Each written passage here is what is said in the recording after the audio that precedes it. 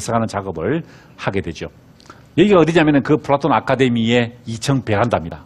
이곳에서 코시모 데메르치가요, 당대 최고의 스카겠던 마르실리오 피치노와 함께 철학적 대화를 나누고 인문학적 지혜를 놓고자 했습니다. 내가 사업에서, 내가 업무에서 대단한 성과를 내고 대단한 업적을 내면도 불구하고 자만하지 않고 우쭐대지 않을 수 있는 방법은 무엇일까?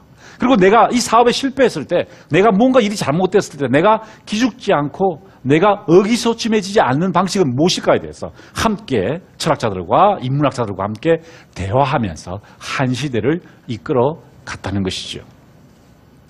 이 코시모 데메르치는 마르실리오 피치노에게 이 건물을 지어주고 평생을 보장해주면서 한 개의 지원 조건을 제시했습니다. 그게 뭔지 아십니까? 이것이었습니다. 자네가 하고 싶은 일을 하게나. 저도 이런 후원자를 찾고 있습니다. 네?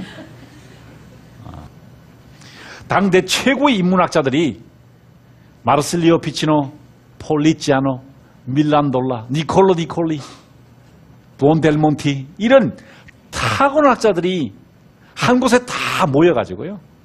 사실은 그 르네상스의 이론적인 측면을 이 플라톤 아카데미에서 새로운 시대를 열고 새로운 문화를 열었다는 것이죠. 한번 그 길을 제가 방문해 볼까요? 사실 이 공간은 문이 닫혀 있는 공간입니다. 절대로 열리지 않는 공간인데 이상하게 문이 열려 있는 거예요. 그래서 제가 지금 이 화면에서는 굉장히 이제 정숙하고 엄숙한 표정을 짓고 있지만 마음은 굉장히 조마조마했었습니다. 최근에 지금 이 카르지 별장의 보수가 진행되고 있고요. 곧 아마 일반에게 공개될 것이다 하는 이야기를 그 경비원에게 들었습니다. 사실 잘 알려지지 않은 사실인데요. 바로 저 카르지에 있는 플라톤 아카데미에서 서양의 근대적 사고가 열리게 됩니다. 중세시대에 지배하고 있던 아리스토텔레스 철학을 뒤집고요. 이제 플라톤 철학이 등장함으로써 그 전모가 밝혀짐으로써 플라톤의 모든 책이 라틴어로 번역됨으로써 이제 르네상스는 최정점을 향해 치닫게 되고 사실 그 플라톤 사고가 근대적 사고의 출발이 되게 됩니다. 자, 이렇습니다. 메디치 가문이요, 인문학 탄생의 배후에 있었다는 것이죠. 그 플라톤 아카데미를 통해서 그 인문학이 이제 새로운 시대의 중산층들, 새로운 시대의 상인 계급들에게 필요한 인간됨의 지혜를 제공해주는 그런 배경이 되었다는 것입니다. 여기는요, 우피치 미술관입니다. 피렌체에 가시면은 이 르네상스의 보물들, 여러분 잘 아시는 보티첼리의 비너스의 탄생, 프리마베라, 미켈란젤로 다빈치 작품들, 티치아노 작품들이 전시되어 있는 곳인데요. 여기 동상이 써 있어요. 동상이 보면은 피렌체를 빛낸 인물들입니다. 단테, 페트라르카, 보카치오, 지오토, 마사초, 미켈란젤로, 레오나르도 다빈치, 갈릴레이 갈릴레오, 마키아벨리, 브루니, 사람들이 쭉 서 있어요. 지금 옆에 서 있죠? 저는 그 사람들과 대화를 나눕니다. 보카치오, 당신이 쓴 데카메론은 너무 야했어. 이런.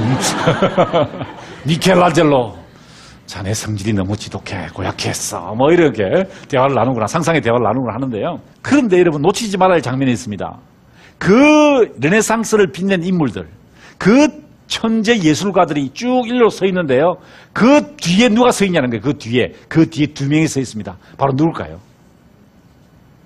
코시모 데메르치와 로렌조 데메르치가 그들 뒤에 서서 손을 벌리고 서 있는 겁니다. 무엇을 상징하는 것일까요? 위대한 예술가들이 마음껏 재능을 발휘할 수 있도록, 이들이 르네상스라는 놀라운 창조 시대를 열 수 있도록 어떻게 해요? 뒤에서 조용히 후원했다는 것입니다. 정말 인상적인 장면이죠. 자, 그들이 어떻게 후원했을까요? 그들이 어떤 방식으로 르네상스를 견인합니까? 그 예술가들을 자극하고 그 예술가들을 격려해서 르네상스를 만들었을까요? 한 두 명, 세 명만 예를 들어볼게요. 도나텔로입니다. 천재 조각가였습니다. 입체로 만든 조각들은 로마 시대에 끝이 나고요. 중세 시대는 입체, 그러니까 예를 들어 뭐 동상 같으면은 이런 동상들은 없어지는 거죠. 뭐 이런 동상 없어져요. 다 부조가 됩니다. 부조가 뭐죠? 2차원이죠. 벽에 붙이는 그림 있죠. 그랬다가 다시 로마 시대의 입체 조각들, 3차원이죠. 그걸 만든 사람이 바로 도나텔로였습니다. 15세기 초반에요. 그런데 이 사람 뭘 들고 있습니까? 망치를 들고 있어요. 망치. 왜 망치를 들고 있을까? 물론 조각가니까 망치가 필요하겠죠. 근데 망치치고는 굉장히 크죠. 그죠? 저거는 조각을 하는 망치가 아니고 뭘 깨부시기엔 망치 같아요. 그죠? 왜 그러냐면 이 도나텔로가 성질이 더러웠어요. 너무 성질이 더러워요. 까칠했어요. 까칠했어. 그래서 예를 들어 작품을 했죠. 그러면 이제 작품을 누가 사가져 갈 거 아닙니까? 그럼 보통 어떻게 합니까? 깎죠. 대금을. 그죠? 예를 들어 뭐 100만 원짜리 조각이다 그러면 에이, 이거 80만 원만 합시다. 그러잖아요. 뭐 그럴 수도 있잖아요. 그죠? 근데 이 사람은 성질이 더러워가지고요. 그래서 깎잖아요. 그러면 망치를 딱 들어가지고 대리석 조각을 팍 깨버린 거예요. 조각이 남아나지를 않아요. 조각이 남아나지를 않아. 자, 초기에 20대 초반에 만든 다비드입니다. 다비드인데 벌써 이거 입체예요. 입체. 양 사방에서 다 볼 수 있는 거예요. 그죠? 만들었는데 작품이 남아나지 않는 거예요. 왜 다 깨버리니까. 그래서 코지모 데 메디치가 부릅니다. 코지모가 도나텔로 자네 왜 그러나. 너무 혈기를 부리는 것 같아 자네.